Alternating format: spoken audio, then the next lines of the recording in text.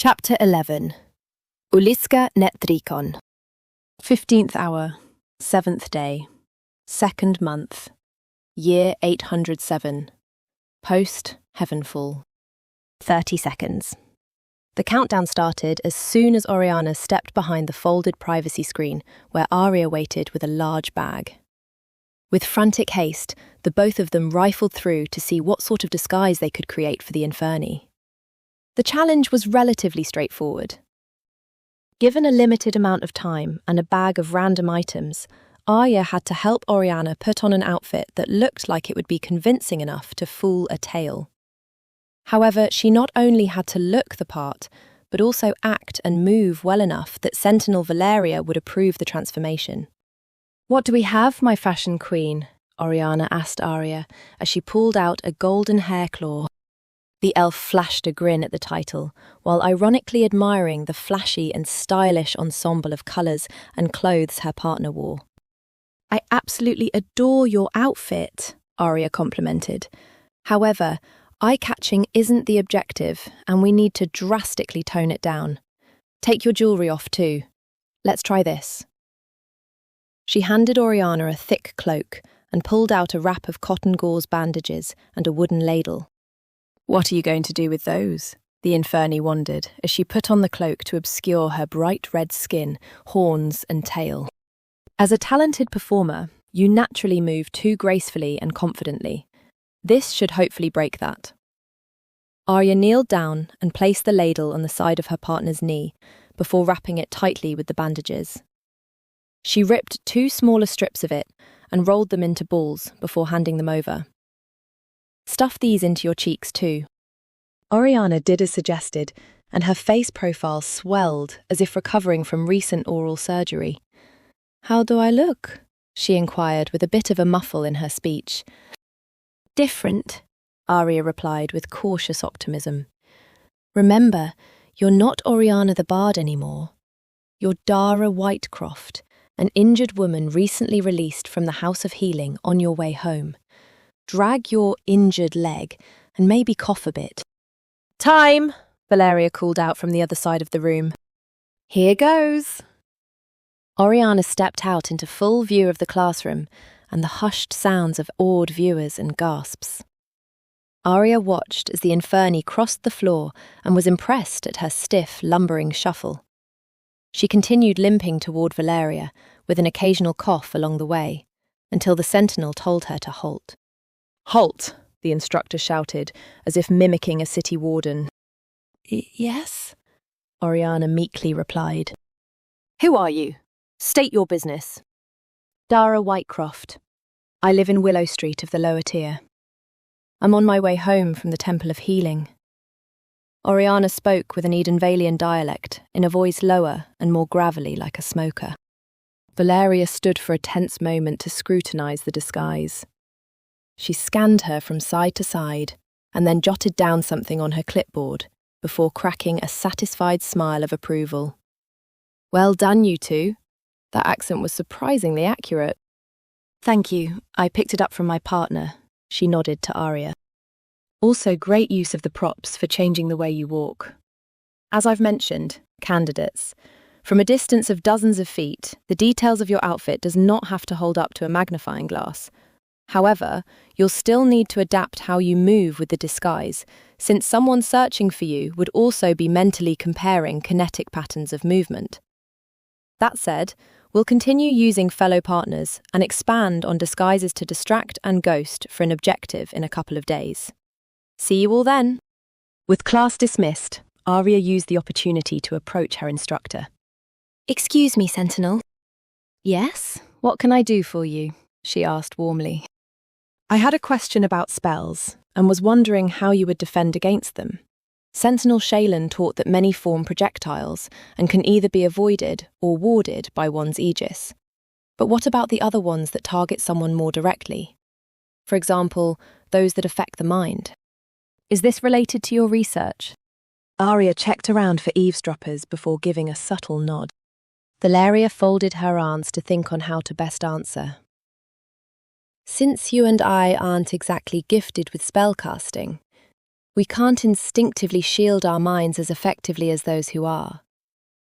Luckily, we're not completely defenseless. My old mentor, Sentinel Orion, told me if you know you're the target of such an attack, you can try to concentrate your arc inward to better resist. You ultimately have to remain calm and empty yourself of fear, doubt, and all emotions to try to be a blank slate. Also, many of those types of spells infect through the senses, so physically blocking them out is an option. What if you don't know if you're being targeted? Coley snuck up on us and was able to cast without being detected. Your arc should still reflexively give you a mental warning, so it'll be a matter of practicing how quickly you can react. Something like this could help too. Valeria turned around and lifted up her hair. On the back of her neck was a band of thin metal that connected to two ends of her necklace. Ariya noticed there was a faint line of nutridium that ran across the surface of the band. I picked this up from a local armourer. It provides a bit more protection and forewarning against the mental afflicting spells we mentioned, but unfortunately does tarnish and disintegrate after the first attack. Still better than nothing, and you know for sure someone is targeting you if your necklace falls off. Maybe don't connect it to valuable jewellery. That looks incredibly useful. Could you point me to where you got one of those? Ariya inquired, opening a page in her notebook. Of course. However, I do warn you that it did cost about 10 gold pieces. The candidate winced at the cost. It was almost a quarter of her monthly salary during the height of her museum career before retirement. Regardless, Valeria had a point that the protection would be better than nothing. Get your gear, meet at the gate, now. D.B. These were the words in the message the Ariya unexpectedly received 4 days later. She was lounging in the common room and enjoying breakfast with a side of gossip when one of the academy staff delivered the note. Barnov and Zaran both received the same letter, and the three of them hastily did what was instructed. Maybe we'll finally see some action, Barnov relishingly commented as they hurried. Was there none last time with Sentinel Dodak? Ariya asked. No, we did some sparring and then went to the Sentinel's taxidermy gallery to look at different monsters. Useful information, but nowhere near as intense as what you and Zaran went through. At the academy entrance, they encountered two individuals waiting for them. One was an androgynous young human who wore a green hooded robe covering the top of their head and held a long-bladed spear. The other was a moustached halfling in medium armour with a round shield slung over his back. The latter was someone Ariya had recognised from her interview on the first day. Morning, initiates, Sentinel Dodak Burrow Smasher greeted with a humourless face as he snacked on a bag of assorted nuts. Follow me. We're going to take the sky tram to the city's edge, and then it's an hour's journey by stagecoach to Anselm. Hope you all have everything you need. The candidates lightly nodded, albeit with some uncertainty. They brought equipment, but it was hard to gauge what would be needed without knowing the full details. I'll get to the point, he continued. We're heading there to look into a recent attack on a mining operation. Earth elementals raided the area and events are still ongoing, but prefecture wardens and a security guild have managed to repel the attack. Unfortunately, whoever caused the incident is now holed up in the mines and making it difficult to root out. I'd been asked to assist, and it's a low-level threat, appropriate for you all to participate in. With respect. That's what Sentinel Valeria said to us on the last outing, and we know what happened then, Zaran noted. How are you confident this is something we can handle? I contacted their magistrate for more details, and he said there was only one individual responsible. They burned most of their arc conjuring the elementals, so they're likely out of steam. Nevertheless, cornered animals always fight hardest, and sophonts are no exception. You wouldn't be sentinels if you didn't know that. Why is the local security waiting? Barnov asked. Can't they go in and take them? The magistrate mentioned the attacker threatened to collapse the mines if the wardens tried to breach. Whether or not the assailant can do so is unknown, but we're here to assess that. Also, Their security is spread thin between rescuing the hurt and sweeping for hazards. "Why did this person attack the town?" Ariya asked. Dodak shrugged. "The message didn't say. I suppose they're in the middle of investigating that now, and we'll find out by the time we get there." The Skytram took almost half an hour from the upper district to the easternmost wall of Ovyliax. When they arrived at the gate, a red stagecoach was waiting to take the party across the concrete bridge. The crossing spanned a large river that fell over a massive waterfall to the south, highlighting the elevation difference between the middle and lower tiers. On the other side were the streets of Daunton, where the surrounding architecture was newer in design, with simpler facings and fewer displays of motifs and ornaments. Stucco and plaster were preferred materials, as opposed to stone facings of the older parts of the city. Gradually, the density of structures decreased and pulled away like curtains to reveal fields of crops, farmland, and orchards stretching far into the sunrise. The smell of freshly mowed grass, wildflowers, and hay permeated the interior of the stagecoach as it rolled past workers tending the land with fluid and practiced precision. Livestock lazily grazed on verdant pastures, with their coats shining in the early morning sun. Farther off, harvesting machines powered ploughed fields and filled the air with the drone of its whirring engines and mechanical contraptions. Zara napped for the majority of the trip, while Barnov's eyes were fixed on the window. "This is more like it," she sighed a breath of contentment. "The city may be nice and convenient, but I'll always prefer somewhere you won't see your neighbour's house within 10 feet of yours. All of this reminds me of my family's farm." Ariya, having grown up accustomed to a bustling city, saw something to admire about the found harmony between Sophonts and nature. Although the elf would not want to permanently live somewhere rural, she would not mind travelling to the countryside for leisure.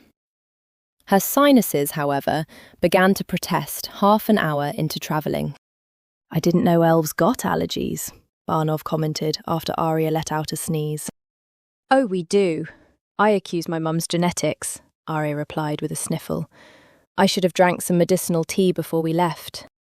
The hooded candidate began to pull out 3 vials containing different dried herbs and a small bottle of fluid from their knapsack.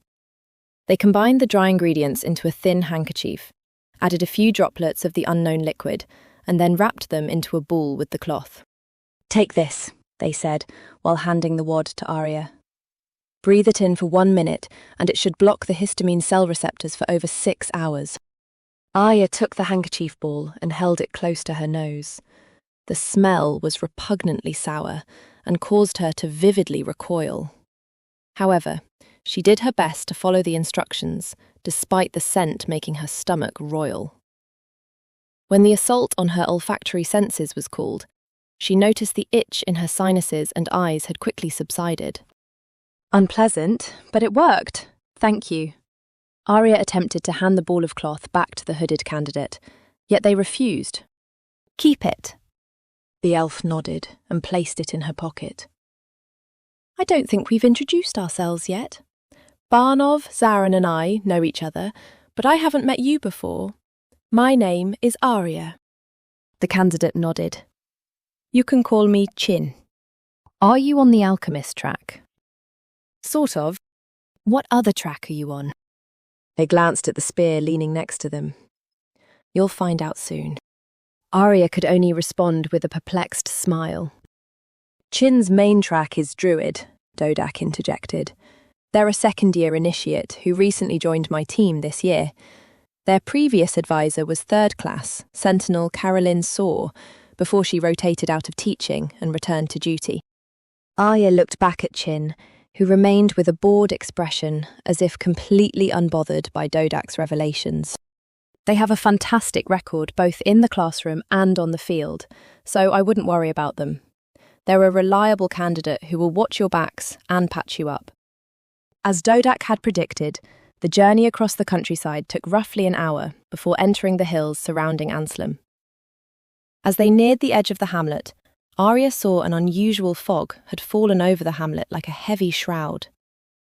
Yet, as they drove deeper into the haze and the silhouettes within became clearer, the scene of a war zone gradually revealed itself, and she realized what she breathed in was actually dust and smoke. The abrupt shift of an idyllic landscape to a pulverized and battered hamlet gripped her with shock. None of the buildings or mining equipment had survived unscathed, and many had been completely leveled into a pile of ruins.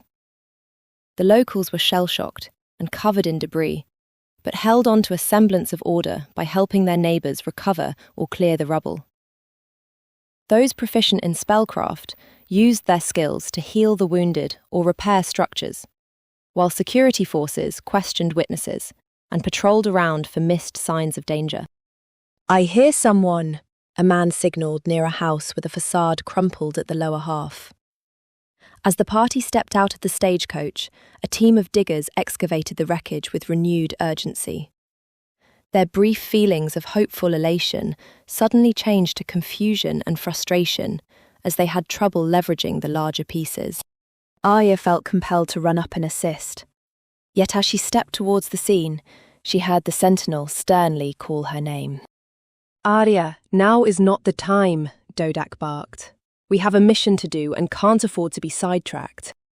"Those people need help," Ariya responded with disbelief towards her mentor's callousness.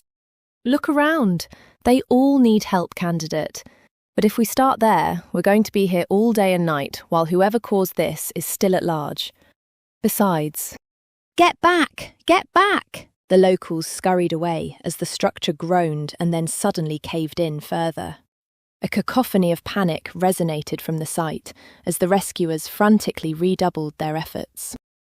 "You wouldn't make a difference," Dodak continued. "Most of the people here are expert miners who know a thing or two about structural support." Turning away, he addressed the rest of the candidates. "Want to know a hard lesson about what Sentinels do? It isn't the enemies you encounter or the danger that's the toughest thing. It's knowing when to intervene and when all you can do is stand by and watch. They called us here to deal with the one responsible. The sooner we eliminate the source of danger, the sooner these people will be safe. That's how we help. Do you all understand?" "Yes, Sentinel," the candidates replied. Ariya continued to stare at the heart-wrenching scene as they pulled a blood-soaked body out of the ruin. From the tipped-shaped ears, she could tell they were elven. However, what mortified her was the fact their lower extremities had been completely flattened to pulp. Embers began to ignite within her heart, and she redirected her fire toward the capture of the perpetrator. In that very moment, Ariya felt her hand had tightly clenched around the sword's hilt. "Come on," Dodak beckoned, and the party followed him behind towards the hillside at the edge of the hamlet. As they neared the mines, they saw a group of 10 individuals stationed outside one of the entrances. Half of them wore the black and red armour of the Olgarthan men-at-arms, while the rest were dressed in plain clothing of the locals. A short-ranged cannon manned by 2 of them pointed directly at the opening underground. Among the men-at-arms was a short human in plate mail painted all black. "Dodak Burrow Smasher," he called out with a jovial grin. "Looks like you're going to have to put your surname to the test again." The man removed his helmet, revealing a face of tanned skin, combed over dirty blonde hair, and a youthful complexion despite the many wrinkles of age. On his hip was a scepter meant for augmenting spells. "Great to see you again, Spear Commander Lai." Dodak clasped hands firmly. "I brought candidates from the Academy to observe and assist. Hope you don't mind." He waved his hand to each of the initiates. "This is Zarin Vigilai, Chin Ignasium, Ariya Malanti, and Barnov Kilcher." Lai gave them all a nod. "Hope you're all ready." "Yes, we are," Barnov said eagerly. "You can count on us, sir." "What's the situation, Commander?" Dodak asked. "Besides a blasted town?" A single spellcaster specialising in primal spellcrafting decided to go on a rampage against his employers at the Torino Mining Company. From asking around the surviving workers, The attacker is a Dracokin named Ulizka Netdricon, who was brought in from Doli as an environmental consultant. Townsfolk say he often butted heads with the company's foreman, and things got really heated a few days ago, to the point Ulizka was fired and told to go home.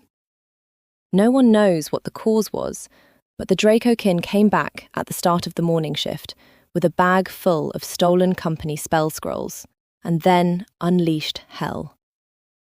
Usually, the elementals are used to assist with heavy lifting, but you saw what else they could do. Did the foreman survive? The Sentinel asked. Lai shook his head. His house was the first to be destroyed, and both he and his family went down with it. There were kids there, Lai grimly added. So besides workplace dissatisfaction, we don't really know Ulizka's motive. What happened after? The Dracokin burned through more spell scrolls to demolish the town, while the few security personnel and brave locals did their best to hold off his destruction. Their efforts did buy us enough time for my team to arrive and suppress the conjured earth elementals. It may not look like it, but things could have been much worse if we were not on duty nearby. I'm going to assume that when Ulizka ran low on scrolls, he fled underground? The spear commander nodded. We tried to chase after him, but he threw up a temporary barrier to block off the entrance. Ulizka then shouted that if we continued to pursue him, he would destroy the mines from within. By the time the barrier dissipated, the Dracokin was long gone, and I had some of my squad set up a perimeter. We checked the entrance for traps and thankfully found none. That's when I thought it best to contact you to help assess how to move forward. I'm pretty sure he was bluffing, but we wanted to make sure. Do you have a map of the mines? Dodak asked. Lai whistled for one of the locals, who approached with a large piece of paper and unfolded it for all to see. It depicted a latitudinal cross-section of the hill, with a single straight adit diverging into two separate tunnel systems arranged in a grid-like pattern. This is a recent development, so there's thankfully not a lot of ground to cover, Lai assessed. That eastern room and pillar area is much larger than the southern one. I can take my people through there since I have more men, while you can clear the south. Sounds reasonable. Be careful, though, Dodak warned. There's considerable distance between the two sections that it'll be difficult to support each other in time if anything were to happen. I'm not too worried, Lai dismissed. He's used up all his tricks and probably drained of arc for the day. I bet you could even handle this whole situation yourself if you really wanted to. Are they ready, though? The magistrate nodded at the candidates. As ready as they can be. They're trained and have differing levels of field experience, but they wouldn't be here if they couldn't handle it. Tyran protects, the commander whispered a blessing. Tyran protects, the sentinel repeated nonchalantly as he unclipped the war pick from his belt and moved the shield from his back to his arm. Others readied and unsheathed their weapons, and Ariya thought it was appropriate to follow suit. Yet when she grasped her blade and began to pull it from its scabbard, she was surprised to hear the magistrate called out to her. Is that sword the only weapon you have? Lai asked. I brought a dagger too, Ariya answered. The spear commander scoffed and shook his head. If there's still earth elementals, you're going to want something with a bit more blunt force. Ariya did not fully agree. Her father mentioned elementals formed around a main core of arc when conjured that could be penetrated. However, it was still theoretical, and she did not feel confident to argue against Lai's advice. Shumer, the commander called over to one of the men-at-arms. Can you lend one of your weapons? The soldier walked over and handed a small mace with a wooden haft and a 5-sided flanged head of steel. Ariya took the weapon and immediately thought it felt alien, with differences in weight, balance, and shortness in range. She's held similar items in the form of museum artifacts, but this is the first time the elf would have to rely on one for self-defense. All right, candidates, Dodak rallied his mentees. If you have any hesitation about going underground, I understand and you're more than welcome to stay behind. However, I'll be failing from field exercises which will hinder when or if you graduate. I don't expect you to be directly involved in combat, but you must, at the minimum, participate by observing. Do you all understand? Yes, Sentinel, the initiates affirmed. With that said, and my expectations clear, does anyone wish to remain here? Ariya stared ahead at the mine's entrance, and the opening stared back like the black maw of a monster. Its abyssal appearance already gave her feelings of trepidation, yet the unknown probability of danger only heightened her anxiety at the thought of never returning alive. She wanted to prove herself worthy of becoming a sentinel, but there was a growing dread that bubbled up the desire to stay rooted. You can count on me to drag Ulizka out, Barnov said with no hesitation. He's hurt too many people. Let's bring him to justice, Zarin added, while Chin stoically nodded. Ariya was immediately comforted by the realization she would not be alone in this trial. Whatever awaited her, she could rely on her peers for support and safety in numbers. I'm with you, Sentinel, she answered with composure. Dodak gave a satisfied look before issuing his commands. March order will be me up front, followed by Barnov, Ariya, Chin, and Zarin in the rear. Magistrate Lai's party will lead the way, and we'll follow behind until we get to the fork dividing into the east and south sections. As soon as his team is ready, we go.